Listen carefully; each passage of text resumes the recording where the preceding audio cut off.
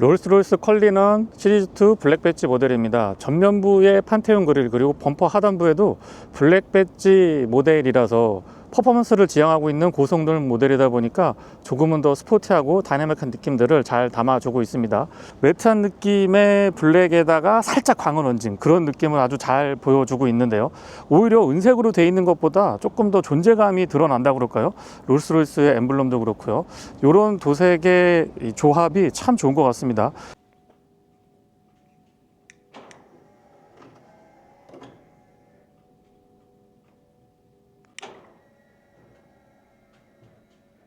키 언락을 했을 때는 차량 주변부를 화려하게 비추는 LED는 없습니다. 앞뒤 도어 손잡이에 간접 조명 포함이 되어 있고요.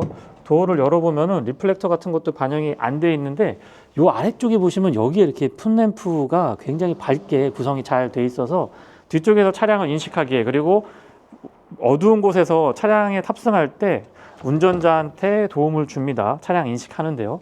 이쪽에도 보시면 아래쪽에 이렇게 LED로 조명이 구비가 되어 있어서 이 타고 내릴 때 여기 이 바닥 부분하고 차량 시트 하단부를 밝게 잘 비춰줍니다.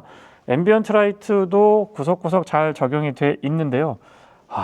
이 슈팅스타 헤드라이너는 진짜 이거 어떻게 표현을 해야 될까요? 밤하늘의 별을 가득하게, 썬루프가 필요 없는 것 같아요. 늘 이런 하늘을 볼 수 있으니까요. 앰비언트 라이트는 앞뒤 도어 그리고 크러쉬 패드를 중심으로 곳곳에 잘 배치되어 있습니다. 헤드램프는 LED 타입이고요. 광원의 폭, 직진성 모두 다 뛰어난 편입니다. 상향의 변동 폭도 제법 큰 편이고요. 상향으로 전환을 했을 때 광원의 폭이 줄어들지 않고 꾸준하게 확보되면서 각도만 바뀌고요. 거기에서 쭉 뻗어나가면서 초점이 아주 잘 맞는데요. 상향등과 하향등 그리고 비상등까지 모두 다 점등시킨 상태입니다. DRL과 방향지시등은 그 기능을 같이 하고 있고요. 아웃사이드 미러 커버에는 LED도 방향지시등이 붙지 않고 여기 측면에 장식에 방향지시등이 적용되어 있습니다. 바로 아래쪽에 잔상 같은 것들은 크게 거슬리는 것 없고요. 바깥쪽에 나와서 보니까 방원의 폭도 폭이지만 이 직진성이 상당하게 쭉 뻗어나가는 느낌이 좋습니다. 아주 멀리까지 야간 시야 밝고 탁월하게 잘 비춰주네요. 테일램프와 방향지시등, 번호판 보조등은 모두 LED 구성이고요.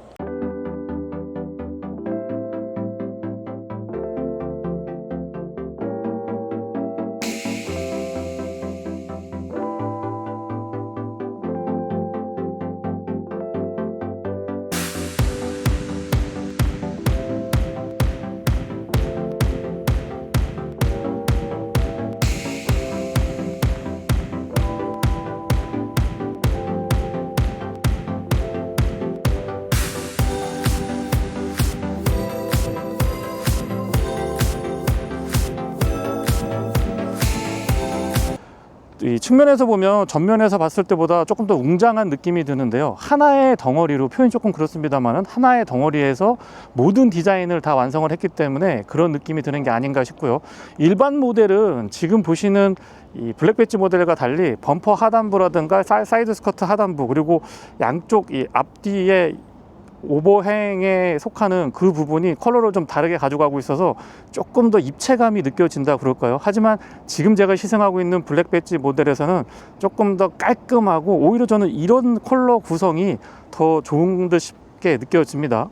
큼직하면서도 이 크기가 잘 가늠이 안 되는 이유 중에 하나는 다름 아닌 휠 베이스가 넉넉하고 또 23인치 휠 타이어를 채택하고 있기 때문에 그런 게 아닌가 싶습니다.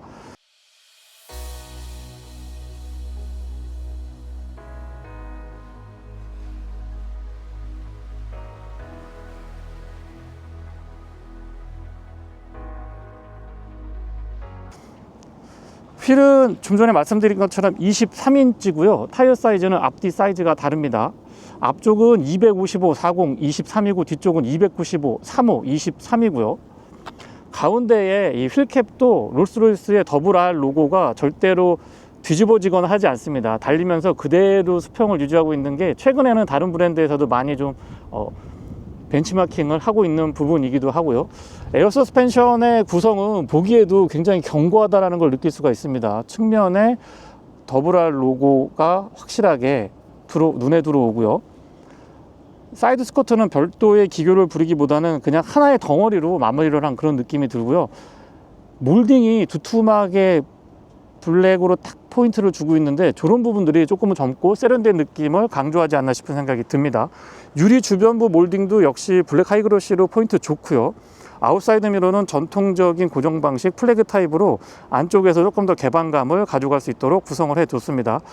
도어 구성은 일반 모델과 달리 냉장고라든가 금고에 양문형을 이렇게 열은 그런 형태로 구성이 되어 있기 때문에 지금 보시는 것처럼 도어 외부 캐치가 나란히 자리하고 있습니다. 주유구 커버는 푸시 타입이고요. 안쪽에 캡은 네, 이것도 굉장히 고급스럽게 구성이 되어 있는데 많이 돌리지 않아도 되기 때문에 사용이 편리한 장점이 있습니다. 앞쪽에서부터 뒤로 떨어지는 라인이 완만한데요, 과격하거나 부담스럽다기보다는 굉장히 고급스럽고 깔끔한 이미지, 그러면서도 단단한 느낌이 좋습니다. 후면부에서의 느낌도 일반적인 컬리넌 시리즈2 모델과 달리 컬러 구성을 굉장히 심플하게 잘 해준 것 같습니다. 그리고 저는 오히려 테일라이트가 작아서 조금 더 단단해 보이고 다이나믹한 느낌들을 표시하는 데는 이런 디자인이 더 유효하지 않느냐라고 생각을 해보게 됩니다. 디퓨저는 깔끔하게 구성이 되어 있고요. 그러면서도 위아래로 블랙 하이그로시 포인트를 줬기 때문에 고성능 차량의 이미지는 담고 있습니다. 자세히 보시면 듀얼 더블탑의 머플러 적용이 돼 있고요.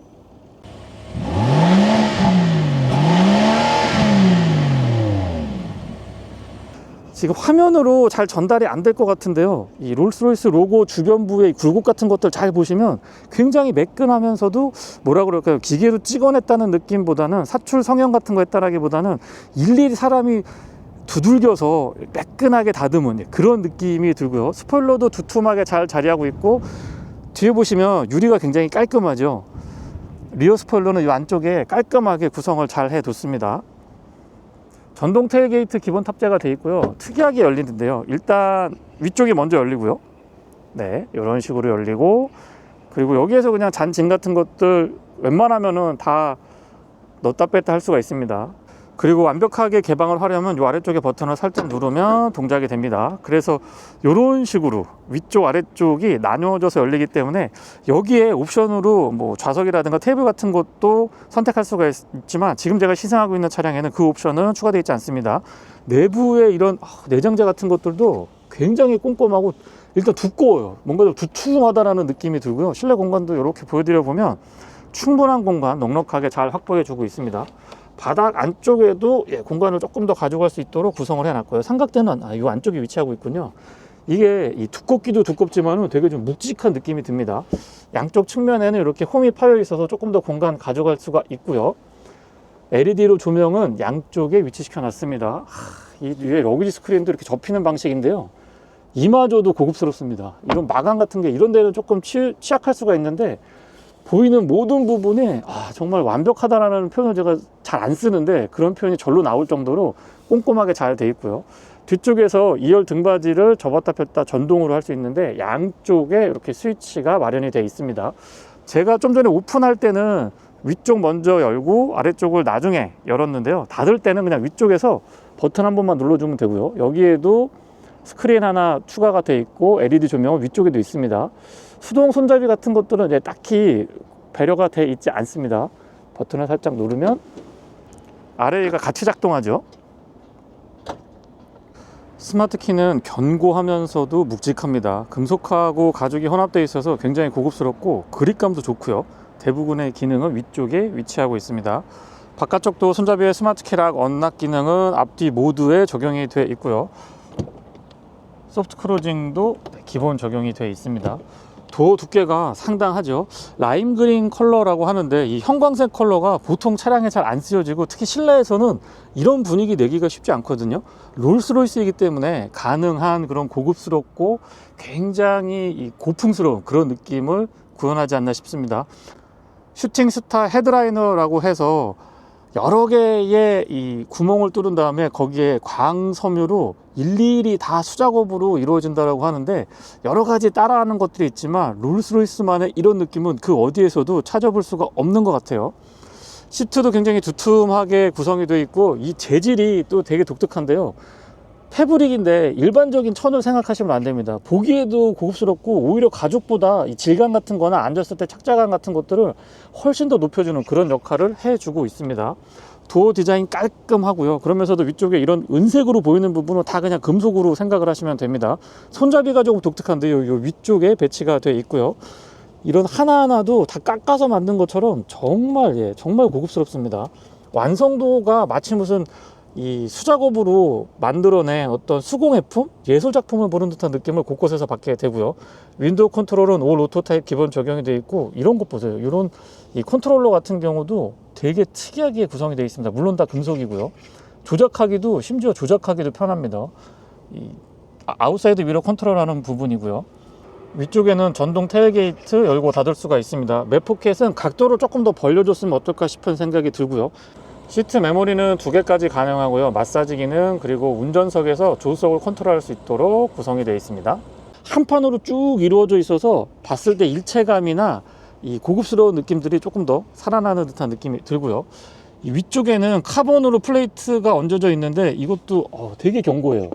그 다음에 컬리넌이라고 레터링 되어 있고요. LED로 조명도 포함되어 있습니다. 그리고 롤스로이스 차량들 보면 이 두께 좀 보세요. 바닥 패드, 하여튼 이 차는 일반적인 시선에서 보면 안 되는 그런 차량이라고 생각이 듭니다. 페달은 오르간 타입이고요. 금속하고 고무가 혼합이 되어 있어서 스포티한 느낌들도 잘 보여주고 있고요. 안쪽에 마감되어 있는 카펫 같은 것들도 다 막혀 있습니다. 보통 차들은 이런 데 막 보이는데 마감 같은 것들이 좀 아쉽긴 한데 완벽합니다. 풋램프는 지금 보시면 LED로 구성되어 있고요. 풋레스트도 적절한 구성, 아주 편안하게 잘 갖춰져 있습니다. 시트는 풀 전동이고요. 마사지 기능까지 포함을 하고 있습니다. 물론 안장의 길이 조절 같은 것까지, 그리고 헤드레스트의 높이 조절도 모두 다 전동으로 이루어져 있습니다. 쿠션도 좋고 등받이도 편했지만 저는 쿠션이 훨씬 더 편하게 느껴졌던 것 같고요. 의외로 등받이도 이 좌우 롤이 있을 때 몸을 잘 잡아줬습니다. 헤드레스트도 두툼한데 잘 보시면 몸이 닿는 부분이 다 이 천 재질로 되어 있거든요. 이 천이 어마어마하게 공이 많이 들어간다라고, 이것도 다 전부 수작업을 했다라고 하는데, 만져보고 이거는 영상에서 제가 전달드리는데 한계가 분명히 있을 것 같긴 합니다. 센터 터널은 SUV 차량답게 조금 높게 구성이 되어 있고요. 틸팅 앤 텔레스코핑은 4웨이 전동 지원을 해줍니다. 이런 데 패널 전부 다 카본이고요. 이런 은색으로 보이는 건 아무튼 다 금속이라고 보시면 됩니다.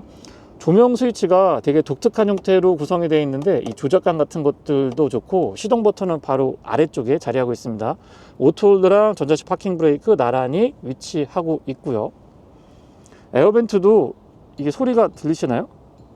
이게 금속으로 되어 있어요, 이 부분이. 그래서 열고 닫고는 이렇게 하고, 각도 조절은 직접 만져서 하는데 빡빡하게 움직여서 이 잡소리 같은 것들도 전혀 신경 쓰지 않으셔도 됩니다. 스티어링 휠은 전통적인 그 모양을 그대로 유지하고 있고요. 그러면서도 최신 트렌드에 맞게 어댑티브 크루즈 컨트롤에 관련된 기능들 같은 것들은 요소요소에 잘 갖춰 두고 있습니다.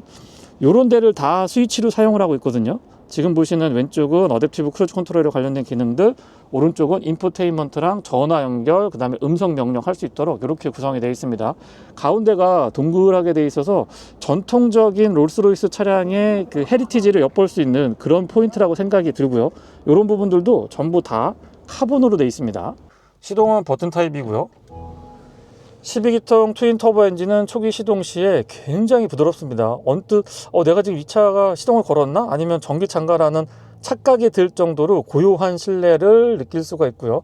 클러스터의 구성은 깔끔하고 파워 리저브라고 해서 RPM을 사용을 하지 않고 내가 힘을 어느 정도까지 비축하고 있는지, 어느 정도 사용하고 있는지를 보여주고 있고요. 방향지시등 작동 한번 시켜볼게요. 소리도 한번 들려드려 보고요. HUD는 국내 소비자분들의 선호도가 역시 좋죠. 롤스로이스만의 좀 독특한, 뭔가 좀 특이한 거를 기대했었는데 그렇지는 않고요. 저 멀리 보이는 환희의 여신상이 마치 요트에 타서 물을 헤쳐나가고 있는 그런 착각이 드는 묘한 기분을 아주 고급스럽게 잘 느끼게 해줍니다. 기어 노브는 들어서 당기면 전진, 들어서 위로 올리면 후진입니다.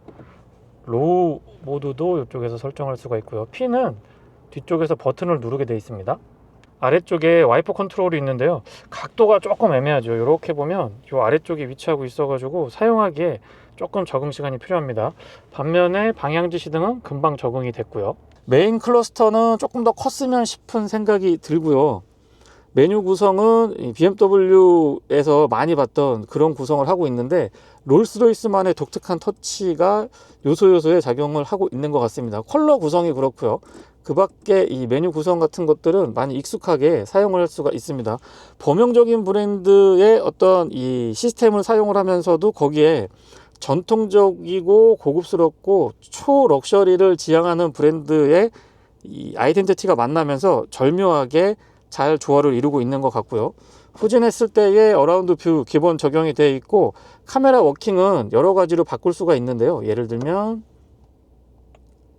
원하는 방향을 이렇게 눌렀을 때 그 부분을 확대해서 보여줍니다. 네, 이거 생각보다 선호도가 조금 있는 방식인 것 같아요. 운전이 좀 서투르신 분들은 굉장히 이거 선호도가 좋습니다. 360도를 돌려가면서 다 볼 수가 있고요. 내가 지금 어디에 주차를 했는지, 주변부에 어떤 장애물이 있는지까지도 한꺼번에 다 보여줍니다. 사운드 시스템도 한번 들어볼게요.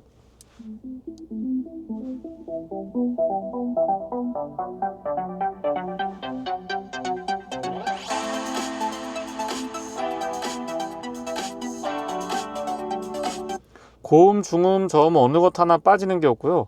시스템 자체도 사운드 시스템 자체도 자체지만 울림통이 컬리넌 안쪽에 MVH가 너무너무 잘 돼 있다 보니까 마치 음악 감상실에서 제대로 된 사운드 시스템을 듣고 있는 그런 느낌이 참 좋습니다.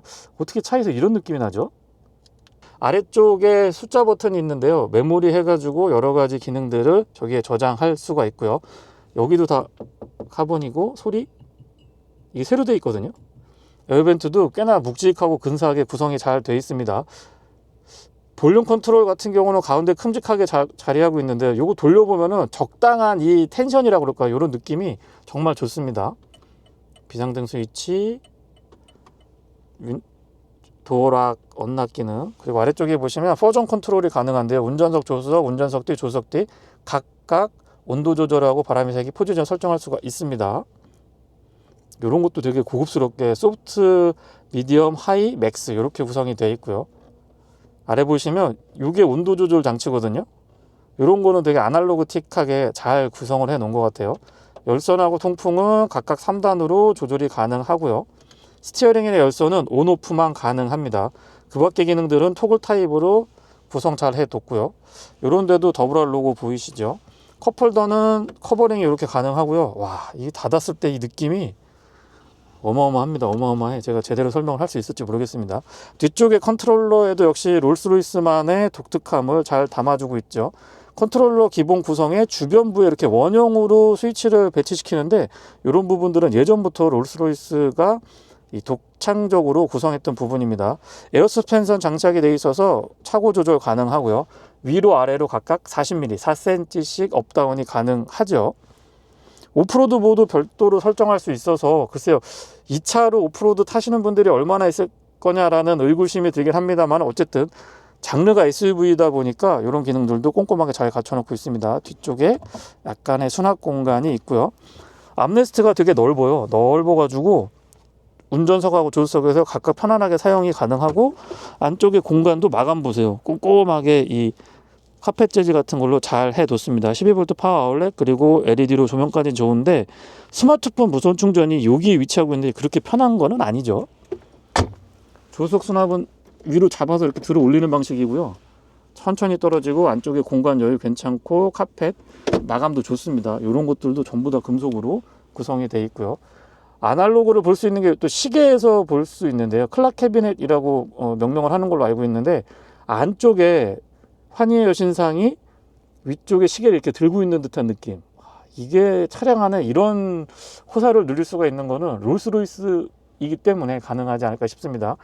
이 위쪽에 콕핏 보이시는 부분 전부 다 가죽이고요. 천정으로 올라가는 재질도 아주 좋습니다. 이런 마무리 보세요. 이런 부분도 굉장히 꼼꼼하고 틈도 하나 없어요. 틈도 하나 없고 완벽합니다. 진짜 조립 상태라든가 이 디자인이라든가 재질 모두 다 완벽하고요.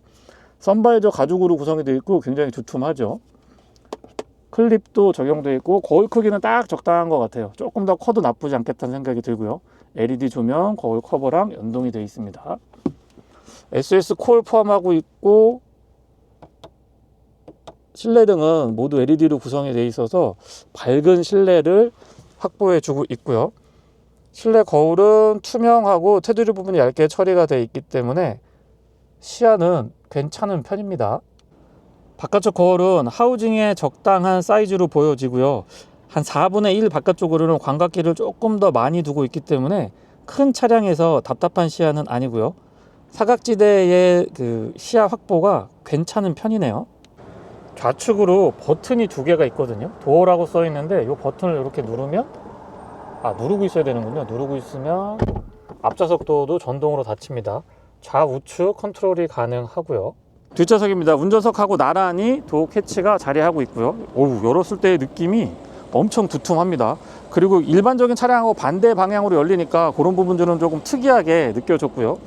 유리는 앞뒤 모두 이중 접합 유리에 완전히 끝까지 깔끔하게 내려갑니다. 이 위쪽은 전부 다 금속 재질로 마무리가 되어 있고요. 이중 접합 차음 유리 자체가 두툼하고 가운데에도 이 흡음재 같은 것들이 충분히 많이 들어가 있어서 그 어느 때의 어떤 차량들보다도 묵직하고 조용했던 걸로 기억을 합니다.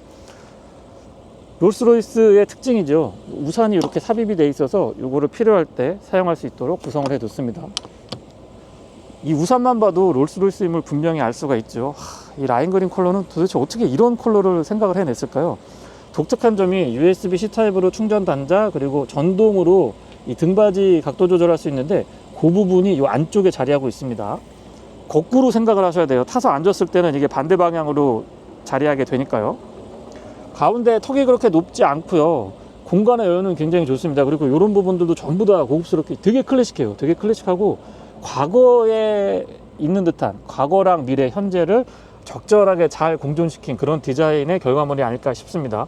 지금 이렇게 뒷좌석 안장도 보시면 소파 같아요. 그냥 거실 소파 같은 느낌이 들고요. ISO 픽스 적용이 되어 있고 가운데 암레스트는 이렇게 잡아당기는 방식이고요.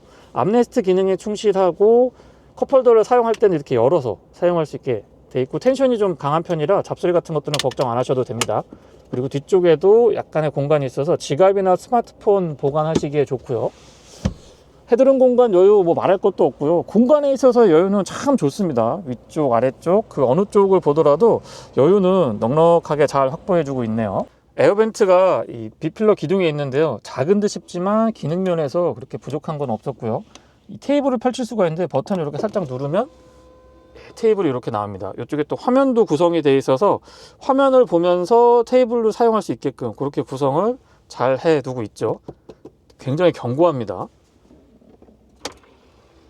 이렇게 해서 화면을 볼 때는 좌측 우측에 버튼이 하나씩 있거든요. 그거를 각각 사용을 해서 화면을 볼 수가 있고 그리고 테이블을 여닫을 수 있도록 그렇게 구성이 되어 있습니다. 풀 전동으로 지원이 되고 있고요. 발 공간은 설명 안 드려도 되겠죠. 무릎 공간은 주먹을 제가 몇 개라고 이야기하는 게 의미가 없을 정도로 굉장히 여유가 좋습니다. 가운데 에어벤트 그리고 앞좌석과 동일한 형태의 공조장치 컨트롤 열선만 있습니다. 통풍 시트는 없고요. 열선만 3단으로 지원을 해주고 USB-C 타입이랑 헤드셋 연결할 수 있게 되어 있고 그 아래쪽으로 12V 파워 아울렛 구성이 되어 있습니다. 공간 굉장히 고급스럽고 여유가 좋죠. 그리고 여기 측면에 보시면은 도어를 닫을 때 사용하는 기능이 있고요. 요거는 이제 헤드레스트를 올리고 내릴 수가 있는데 이렇게 조절이 가능하거든요. 여기에 이 유리 부분도 어느 정도 공간 확보가 되어 있어서 위치가 애매한 걸로 보여질 수도 있는데 생각해보면 앉아가지고 이렇게 앉았다고 생각을 하고 요만큼 돌려서 여기에 있기 때문에 그렇게 불편하지는 않습니다. 도어 한번 제가 닫는 거 보여드릴까요? 이렇게 있다가 요 버튼, 여기 버튼 보이시죠? 도어 버튼을 이렇게 살짝 누르면 누르고 있어야 닫아지는군요. 이렇게 닫아집니다. 구석구석 살펴드려 봤는데요. 클래식한 디자인을 갖추고 있으면서도 요소요소의 최신 트렌드를 충분히 담아주고 있습니다. 그러면서 롤스로이스만의 아이덴티티는 절대 포기하지 않았고요. 적절하게 전통성을 갖고 있으면서 최신 트렌드를 잘 반영해서 그들만의 헤리티지를 이어가는 것 같죠. 도심에서 주행을 할 때 크기에 대한 부담감은 분명히 있습니다. 앞쪽에 과속 방지턱을 넘어보면은요, 이게 출렁출렁하다라고 표현하기는 조금 그렇고 한없이 부드럽다고 표현을 좀 드려볼까요? 매직 카펫 라이드라고 하는 이 에어 서스펜션에 기반한 승차감을 제대로 구현을 해주고 있는데 노면이 잘 안 느껴집니다. 맨홀이 있거나 뭐 크랙이가 있거나 움푹 파여 있거나 아니면 조금처럼 과속 방지턱이 있거나 했을 때 그걸 이렇게 넘어서 보면은 굉장히 부드럽게 올라서고 내려가는 뒷마무리도 깔끔합니다. 보통 이렇게 부드러운 셋업이라고 하면 출렁임이 있기 마련인데 롤스로이스 컬리너 시리즈2 블랙 배지에서는 이 출렁임을 제가 느낄 수가 없었습니다.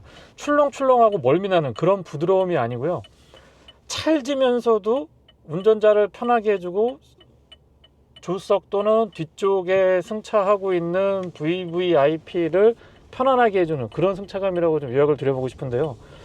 이 부드럽고 약간 이 스트로크 좀 긴 편에 속하는데도 잔진동이라든가 흔들림이라든가 출렁임이라든가 이런 것들을 굉장히 잘 억제해주고 있다는 느낌을 받게 됩니다.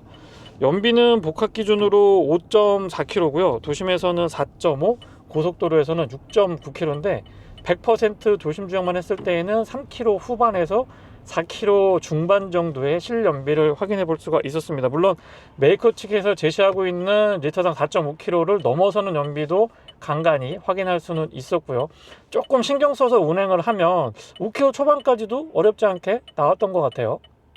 전장이 5m가 넘고요. 휠베이스도 3m 20을 넘어서기 때문에 굉장히 큰 차체인데, 네, 지금 보시는 것처럼 정확하게 3차선 안쪽으로 유턴이 가능합니다. 이렇게 길고 육중한 차체에서 저 정도의 공간에서 돌아나갈 수 있다는 것은 후륜 조향이 한몫 거들고 있는데요. 약 3도 정도 스티어링 휠의 반대 방향으로, 저속에서는요 반대 방향으로 뒤쪽의 조향 각도를 잡아주기 때문에 비교적 넓지 않은 공간에서도 유연하고 부드럽게 유턴할 수가 있었습니다. 12기통 트윈 터보 엔진은 어느 영역에서도 부드럽고 힘있는 주행을 느낄 수가 있는데요, 이 엔진의 회전 질감을 보면 힘이 없다라는 느낌이 들 정도로 정말 부드럽거든요. 실키하다라는 표현을 넘어서서 이게 전기차를 타고 있나, 전기차의 회전 질감하고 유사하다라고 느낄 정도로 너무너무 부드러운데, 악셀에서 느껴지는 이 토크감 같은 것들은 제법 강합니다. 900Nm 정도 되니까요, 환산하면은 뭐 한 91.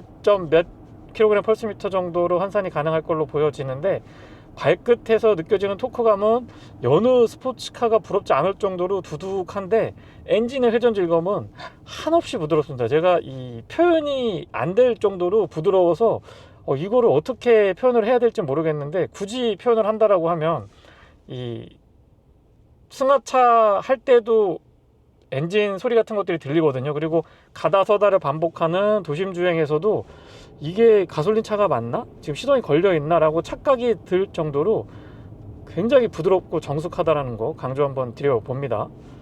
어떻게 이런 도심 주행에서 이런 느낌이 나죠? 시트 포지션이 살짝 높은 편이기 때문에 위에서 이렇게 내려보는 듯한 시야가 좋습니다. 뭐 옆에 있는 저런 브랜드의 차량들도 일반적인 승용차에서 보면 굉장히 크고 높아 보이는데, 지금 롤스로이스 컬리넌 안에 타고서는 저 차량을 받아보니까 그렇게 크다라는 느낌이 들고 있지 않고요.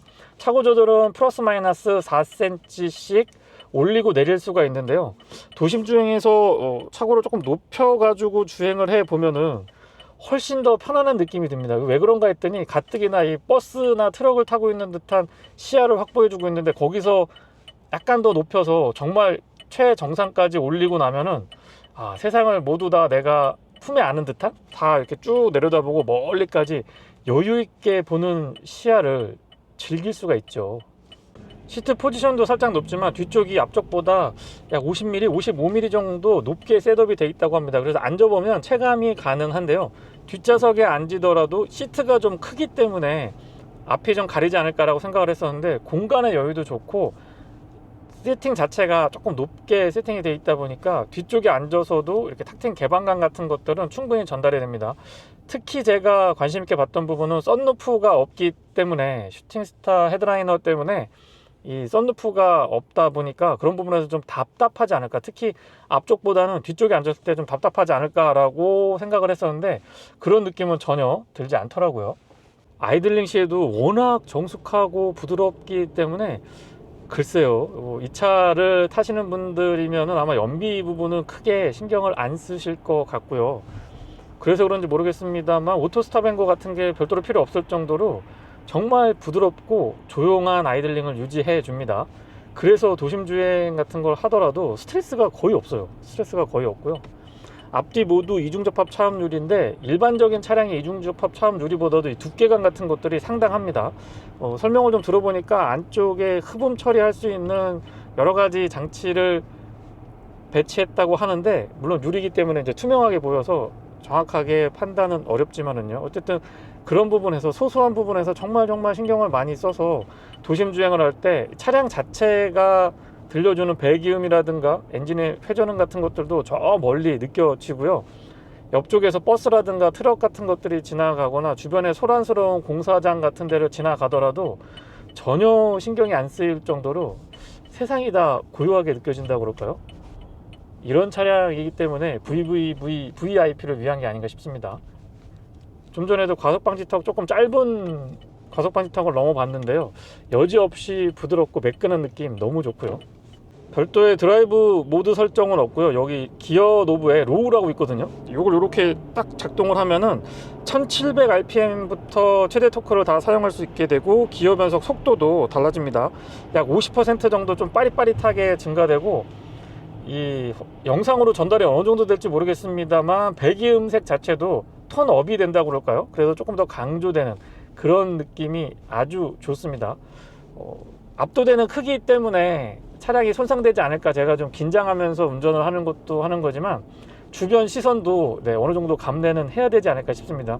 차량에 관심이 그렇게 많지 않으시는 분들도 압도하는 이 중압감, 어떤 포스가 제대로 갖춰져 있다 보니까 신기해 가지고 많이 쳐다보시고 또 많이 물어보시더라고요. 시트 자체도 편안하지만 이 마사지 기능이 있거든요. 작동 스위치가 그렇게 편안한 곳에 위치하고 있진 않습니다만, 어쨌거나 마사지를 동작을 시켜보면 상체 하체를 구분해서 할 수도 있고요, 상하체를 같이 다 여러 가지 이 메뉴 구성을 통해서 다양하게 마사지를 해줘서 그런 부분들도 장거리 여행에서 피로도를 낮추는데 한몫 단단히 하고 있습니다. 물론 이 차 자체가 피로도가 그렇게 있는 차가 아닙니다. 차체도 그렇고 정숙하면서 부드러운 이 서스펜션의 세팅 때문에 스트레스가 적죠. 앞쪽에는 더블 위시번, 뒤쪽에는 멀티링크의 서스펜션 구조를 갖추고 있는데요, 에어 서스펜션하고의 이 매칭도 굉장히 좋고, 에어 챔버 같은 경우는 용량이 조금 늘어났다라고 합니다. 이전 모델하고 제가 타본 지가 오래돼 가지고 정확하게 비교는 어렵습니다만은, 이 한계치로 몰아붙여 봤을 때의 버티는 그 능력, 그 느낌 같은 것들이 조금 개선됐다고 표현 드려볼까요? 그런 부분에서의 변화가 있었던 걸로 저는 느껴지고요.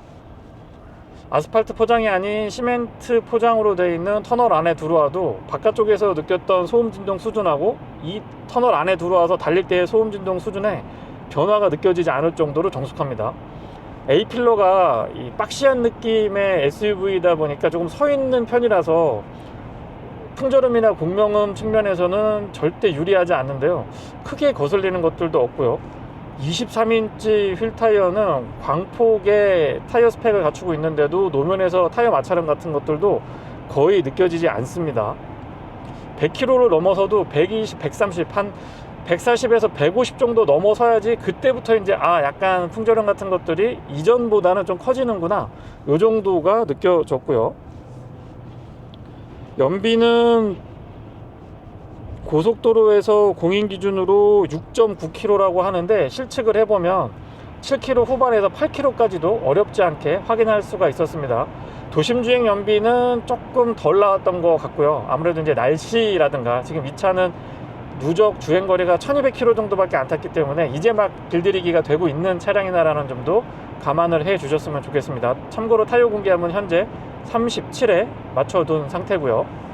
브레이크의 반응은 초반부터 담력이 꾸준한데요, 분명히 부드럽게 밟히고 작동을 시켜보면은요, 반응도 부드러운 것 같지만 담력이 꽉 이렇게 꾹꾹 눌러준다라는 느낌을 표현드려 볼까요?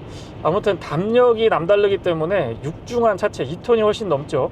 2톤이 훨씬 넘는 차체를 충분하게, 그리고 안정감 있고 운전자가 이 차는 내가 정말 신뢰할 수 있구나, 이런 느낌을 줄 정도의 안정감 있는 브레이크 시스템을 갖추고 있습니다. 느낌도 좋고요. 어댑티브 크루즈 컨트롤은 앞차와의 거리 조절 총 4단계로 이루어져 있고요. 단계마다의 간격 유지도 정확한 편에 속합니다. 그래서 이 단계마다의 간격 유지도 정확하지만 가속과 감속을 할 때 운전자가 이거는 내 운전하고 조금 다른데? 이거는 조금 더 빨리 출발했으면, 조금 더 빨리 정차했으면, 뭐 이런 느낌들이 있는데, 그게 개인적인 제 운전 취향하고는 아주 잘 맞아서 편했던 기억이 있습니다. 버튼을 눌러서 속도를 올리고 내릴 때에는 한 번씩 이렇게 눌러주면은 10단위씩 올리고 내릴 수가 있고요. 짧게 눌러주면은 1단위씩 플러스 마이너스 가능합니다. 좀 전에 약간 바람 소리 같은 것들이 들리셨을 것 같은데요. 제가 문을 살짝 열어놓은 상태입니다. 아마 그래도 너무 조용해가지고 잘 못 느끼셨을 것 같기도 한데, 이렇게 슉슉 하면서 바람 소리 새는 듯한 소리 같은 것들이 느껴졌거든요. 요렇게요. 이게 제가 아까 유리를 꽉 닫지 않았던 거를 눈치 못 채고 지금까지 운전을 했네요. 그 정도로 조용합니다. 스티어링에는 보타 같은 것들도 거의 느끼지 못했고요. 이 조작을 할 때 뭐라고 표현을 드려볼까요? 찐득하다 그럴까요? 그렇게 착착 달라붙는 느낌이 들어서 안정감이 남달랐던 것 같고요. 급격하게 차선 변경을 해보면은 출렁출렁하면서 이 롤이 좀 거슬리지 않을까라고 생각을 했는데, 지금 좀 전에 카메라에 담긴 것처럼 휠 타이어 스펙도 스펙이지만 서스펜션 세팅이 부드러움과 단단함 그리고 안정적인 느낌들을 종합적으로 잘 혼합을 시켜놨기 때문에 급차선 변경 같은 거 하더라도 뒤뚱뒤뚱하는 그런 느낌은 전혀 받을 수가 없었습니다. 또 하나 특이했던 점은 에어 서스펜션을 끝까지 높였을 때, 그리고 기준 높이 낮췄을 때의 승차감 차이인데요. 보통 일부 브랜드긴 합니다만은 에어 서스펜션을 위로 최대치로 높이면 승차감의 변화가 있거든요. 근데 이 차는 에어 서스펜션을 끝까지 높여도 롤하고 피칭에 대한 제어가 기준 높이로 맞췄을 때랑 큰 차이를 느끼지 못했습니다. 제가 엉덩이가 그렇게까지 둔감한 편은 아닌데 거의 느끼지 못했거든요. 앞좌석이나 뒷좌석에 앉았을 때 승차감 차이는 저는 거의 느끼지 못했습니다. 물론 이제 운전을 하지 않으니까 조수석이라든가 뒷좌석에 앉았을 때 조금 더 편안하다, 신경을 덜 쓰니까 그런 부분들이 있는데요. 엉덩이 끝에서 느껴지는 이 승차감의 차이는 네 좌석 모두 동일하다 그럴까요? 이렇게까지 차이가 안 나는 차량들은 제가 많이 느껴보지 못했는데, 롤스로이스 컬리넌 시리즈2 블랙 배지에서 제대로 느끼고 있습니다. 로우 기능을 활성화시키고 킥다운 같은 거 해보면 순간적으로 치고 나가는 반응 같은 것들이 어마어마하고요. 제가 토크감 강조를 드렸었는데 확실히 다릅니다. 확실히 다르고, 이 12기통의 트윈 터보라서 힘도 힘이지만 12기통 엔진이라서 엔진 회전할 때 왱하거나 뭔가 좀 힘들어 보이는 이런 느낌이 전혀 없이 속도감이 안 느껴진다 그럴까요? 차량 자체도 NVH라든가 서스펜션 세팅, 거기에 엔진의 회전 질감까지도 거의 느낄 수가 없기 때문에 어떻게 보면 좀 밋밋하다, 심심하다라고 이야기를 할 수 있을 정도로 전혀 느껴지지 않는데, 이 클러스를 봐야 됩니다. 좀 전에도 잠깐 제가 밟았는데 거의 뭐 한 130, 140까지 순간적으로 확 치솟거든요, 속도가. 그래서 거의 속도감을 느끼지 못해서 그런 부분들은 조금 적응 시간이 필요했던 것 같아요. 너무 부드럽고 조용하고 편해도 적응하기가 쉽지 않거든요. 와인딩에서 속도를 조금 높여봤을 때의 이 버티는 능력 같은 것들도 탁월했는데요. 일단 구동력 배분, 전자식 4륜구동 시스템의 구동력 배분도 꽤나 민감하게 반응을 잘 해줬고, 이 스티어링 휠의 안정감이 코너링에서 속도를 높여봤을 때 한계치까지 몰아붙여 보면은 말도 안 되게 버텨줍니다. 보통 이런 그 스트로크도 좀 길고 서스펜션이 완전히 단단한 쪽보다는 이 부드러운 쪽에 가까운 차량들은 와인딩에서 한계치가 금방 도달하거든요. 근데 이 차는 속도를 꽤 높이더라도 그런 한계치에 쉽게 도달할 수가 없었습니다. 그래서 이게 과연 돌아 나가질까? 이게 될까? 막 이런 생각을 하면서 제가 과감하게 한번 돌려봤는데 돌아 나갑니다. 그리고 타이어에서 이 스키드 같은 것들도 웬만해가지고는 소리 지르지 않던데요. 역시 크기에 대한 부담감은 도심 주행뿐만 아니고 이렇게 국도 주행을 하더라도, 물론 시트의 포지션이 좋아서 시야가 되게 이렇게 탁 트여 있거든요. 그래서 그렇게까지 부담스럽지는 않지만은 어쨌거나 도로가 좀 좁아지면은 그때부터 신경이 바짝바짝 곤두서게 됩니다. 6억 초반부터 시작을 해서 옵션 조금 더 하면은 7억도 훌쩍 넘어가는 차량의 압도적인 이 가격 때문에 제가 부담을 느끼는 것 같기도 한데요. 이런 차량들은 정말 시승할 때 정말 이 오감을 바짝 세우고서는 운전을 하지 않을 수가 없더라고요. 모든 게 다 민감하게 느껴집니다. 여기가 도로가 노면이 굉장히 안 좋은 곳인데 제가 지금 안 좋은 곳을 운전하고 있나? 아닌가? 막 이런 느낌이 들 정도로 되게 편안하고요. 롤하고 피칭에 대한 제어가 이렇게까지 될 수 있다는 거를 새삼 느끼게 되는 시간이었던 것 같습니다. 코너링에서의 안정감, 그리고 어울리지 않게, 표현이 좀 그런 것 같은데 어울리지 않게 되게 날카롭고 민첩해요, 움직임이. 제가 컬리넌을 좀 다르게 보는 계기가 된 것 같습니다. 시리즈2의 블랙 배지까지 오니까 기존에 제가 느꼈던 약간의 아쉬움, 물론 이 차가 오너 드리븐보다는 소퍼 드리븐일 확률이 높을 걸로 예상을 해보는데 아닌가요? 또 SUV다 보니까는 오너 하시는 분들이 더 많을 것 같기도 하네요. 다시 생각해 보니까. 아무튼 가격대랑 차량의 크기라든가 여러 가지를 감안을 해보면은 기사를 두고 운행하실 것 같은데 아까울 것 같아요. 네, 내가 운전해야지. 이 맛을, 이 조석이나 뒷좌석에서 앉아서 느껴지는 이 편안함보다는 핸들링이라든가 이 페달을 동작시켰을 때 가속과 감속을 병행하면서 운전을 내가 직접 했을 때 느껴지는 부분이 훨씬 더 큰 것 같습니다. 네, 이상 롤스로이스 컬리넌 시리즈2 블랙 배지 모델의 시승기를 마치겠습니다. 고맙습니다.